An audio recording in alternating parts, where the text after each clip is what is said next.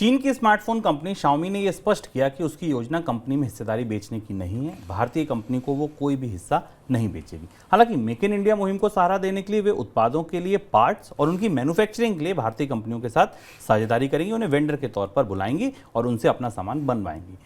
Company की ओर से यह बयान ऐसे समय में दिया गया जब भारत की सरकार की ओर से 2 दिन पहले ही चीन की कंपनियों का नाम लेकर टैक्स गड़बड़ी का उन पर आरोप लगाया गया। इसमें शाओमी भी शामिल थी। सर, टैक्स चोरियां कैसे कर रही थी ये कंपनियां? चीन की कंपनियों पर जो सरकार की तरफ से कहा गया वो नंबर बहुत बड़ा है, संख्या बहुत बड़ी है। करीब 9,000 करोड़ रुपए की टैक्स चोरी सरकार की तरफ से बताएगी। कस्टम ड्यूटी और जीएसटी की चोरी चीन की कंपनियों ने की। और भारत में ये टैक्स की चोरी जो अब पकड़ी गई चीनी कंपनियों की, इसके पेच खोलना ज़रूरी और समझना आवश्यक है कि भारत के बाजार में चीन की कंपनियाँ क्या कर रही। हमको सबको पता है शुभम कि भारत के स्मार्टफोन बाजार में सबसे बड़ा हिस्सा चीन की कंपनियों का, ऑलमोस्ट 60 से 70% बाजार चीन की कंपनियों के पास है, चाहे Xiaomi हो, Oppo और Vivo हो। ये भारत में 2 मॉडलों से काम करती हैं। एक ये मॉडल है कि भारत में ये कंपनियां उत्पादन इकाइयां लगाती हैं या उत्पादन के लिए जो प्रोडक्शन कंपनियां हैं उनको अपने उत्पादन के लाइसेंस देती है और उनके ब्रांड का उत्पादन करते हैं और उसके बाद वो रिटेल मार्केट के जरिए बेचा जाता है। ऐसा पाया गया। जीएसटी की चोरी कहाँ हुई? जीएसटी की चोरी ऐसा पाया गया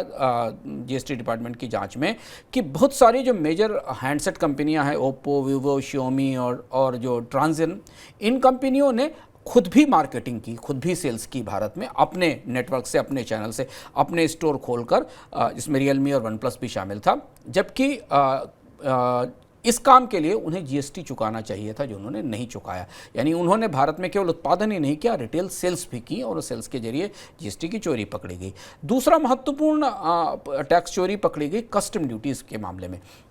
हमें पता है कि भारत में बनने वाले जितने भी चीन के मोबाइल फ़ोन हैं उनमें ज़्यादातर कंपोनेंट्स इंपोर्टेड हैं। उनमें लगने वाले जो पुर्जे हैं वो चीन से आते हैं। और ऐसा माना जा रहा है कि 2017-18 से लेकर 1 जुलाई 2023 तक ओप्पो ने 5,000 करोड़ के आसपास का टैक्स इवेजन किया है कस्टम ड्यूटी में। यानी कस्टम ड्यूटी में मिस रिपोर्टिंग की गई, जो इंपोर्ट किया गया उसे दिखाया नहीं गया। इसमें 4,000 करोड़ का की कस्टम ड्यूटी और 683 करोड़ का जीएसटी का इवेजन शामिल है।